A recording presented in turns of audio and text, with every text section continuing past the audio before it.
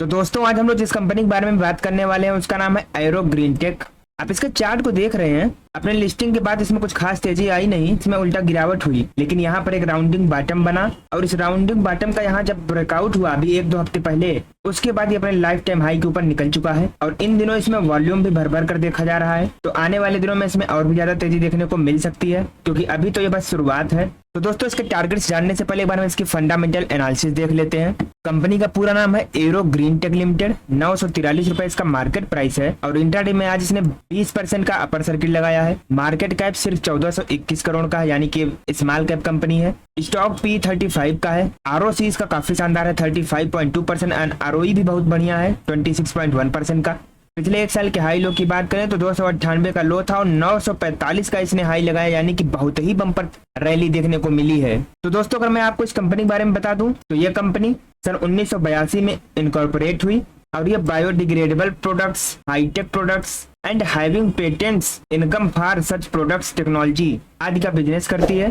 ये दोस्तों पिछले एक साल का इसका चार्ट है और आप इसके चार्ट पर देखेंगे तो इसमें जो रैली आई है वो बहुत ही ज्यादा बुलिश है। तो अगर हम इस कंपनी के प्रोज एंड कॉन्स की बात करते हैं तो अच्छी बात है कि कंपनी ने अपना डेप्ट कम किया है और अब ये ऑलमोस्ट डेप्ट फ्री हो चुकी है और पिछले 5 सालों में इस कंपनी ने 30% का CAGR दिया है। वहीं पर इसके कॉन्स की बात करते हैं तो इसका स्टॉक अभी 11.2 टाइम्स बुक वैल्यू पर ट्रेड कर रहा है और इसका जो ROE है वो पिछले 3 सालों में 11.5% की रेट से ही ग्रो किया है, यानी कि थोड़ा सा डाउन रहा है। एरो ग्रीन टेक के अगर हम पीयर कंपैरिजन की बात करते हैं तो प्लास्टिक प्रोडक्ट सेक्टर में ये काम करती है, जिसमें आपका सुप्रीम इंडस्ट्रीज हो गया, astral, Finolex industries, time Technoplast, responsive industries, Prince pipes, जय कॉर्प जैसी और भी कंपनियां हैं जो कि मार्केट में अच्छा काम कर रही हैं। तो अगर हम एरो ग्रीन टेक के क्वार्टरली रिजल्ट्स की बात करते हैं तो इसका जो सेल्स ग्रोथ है वो जून 2021 में 15 करोड़ का था, जून 2022 में 12 करोड़ का, जून 2023 में 44 करोड़ का और जून 2024 में 66 करोड़ का रहा। वहीं पर नेट प्रॉफिट की बात करें तो जहां जून 2021 में 1 करोड़ का प्रॉफिट था, जून 2022 में -5 करोड़ का लॉस,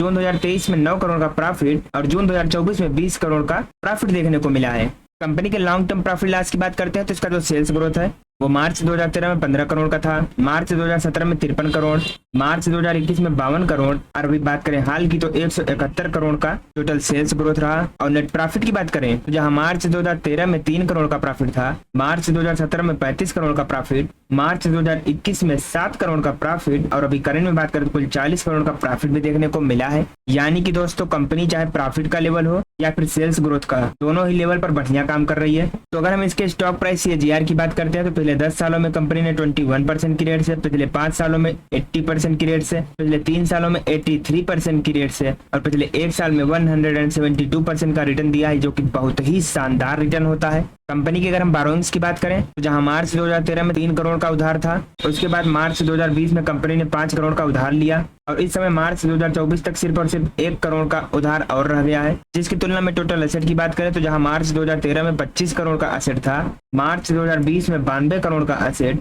और अभी करंट में बात करें मार्च 2024 में तो 145 करोड़ का एसेट है। तो बात करें डेप्ट के मामले में तो कंपनी बहुत ही बेहतरीन नजर आ रही है। एरो ग्रीन टेक के अगर हम शेयर होल्डिंग पैटर्न की बात करते हैं तो प्रमोटर्स की हिस्सेदारी जहां सितंबर 2021 में 70.35% थी, वहां से थोड़ा सा घटकर जून 2024 में 68.60% हो गई है। FIIs की होल्डिंग 0.21% से 0.21% पर ही है, यानी कि कोई भी फेरबदल नहीं हुआ है। और पब्लिक की होल्डिंग की बात करें तो जहां 29.45% थे वो बढ़कर 31.19% हो गए हैं। तो अगर हम इस कंपनी के फोरेंसिक एनालिसिस करते हैं तो इसमें आपको 10 पॉजिटिव संकेत, 2 न्यूट्रल और 5 नेगेटिव संकेत देखने को मिल जाएंगे। जैसे कि अच्छी बात है कि कंपनी के ऊपर कोई भी लायबिलिटीज नहीं है, डेप्रिसिएशन का कोई भी इफेक्ट नहीं पड़ रहा है प्रॉफिट पर, अदर इनकम इनकी अच्छी है। कंपनी के प्रमोटर्स ने कोई भी शेयर प्लेज नहीं किया है। कैपेक्स वर्सेस ROCE की बात करें तो ROCE लगातार बढ़ता चला जा रहा है, ROE भी पिछले 10 सालों में अब अच्छा कर रहा है, शेयर प्राइस भी लगातार बढ़ रहा है और वर्किंग कैपिटल अंडर कंट्रोल है। सबसे अच्छी बात है कि कंपनी का जो डेप्ट है वो ऑलमोस्ट डेप्ट फ्री है और इसका सेल्स ग्रोथ भी लगातार बढ़ता चला जा रहा है। वहीं पर रिटेल्स की होल्डिंग की बात करें तो थोड़ी सी पोजीशन ज्यादा है, FII DII की थोड़ी होल्डिंग और होनी चाहिए थी,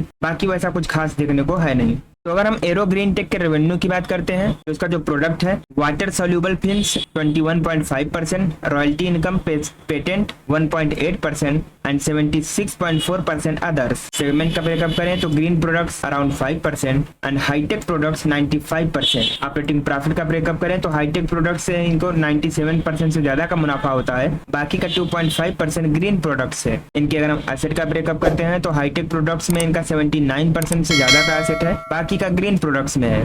तो दोस्तों हम लोग वापस से इसके चार्ट पर आ चुके हैं। चार्ट पर आप देखेंगे तो इसमें काफी ज्यादा वॉल्यूम के साथ अच्छी तेजी नजर आ रही है। तो इस हिसाब से यहाँ से अगर हम इसके अगले टारगेट की बात करें तो अगर हम प्राइस रेंज के हिसाब से अगला टारगेट कैलकुलेट करते हैं तो हमें जो अगला टारगेट है वो 1269 का लेवल देखने को मिल रहा है। तो दोस्तों आप इस लेवल के लिए इन्वेस्ट कर सकते हैं, लेकिन ध्यान रहे कि कोई भी इन्वेस्टमेंट करना हो वो आपका खुद का डिसीजन होगा, तो सोच समझ कर कीजिएगा। अब कमेंट करके हमें बताइए कि आपको और किस स्टॉक की एनालिसिस चाहिए।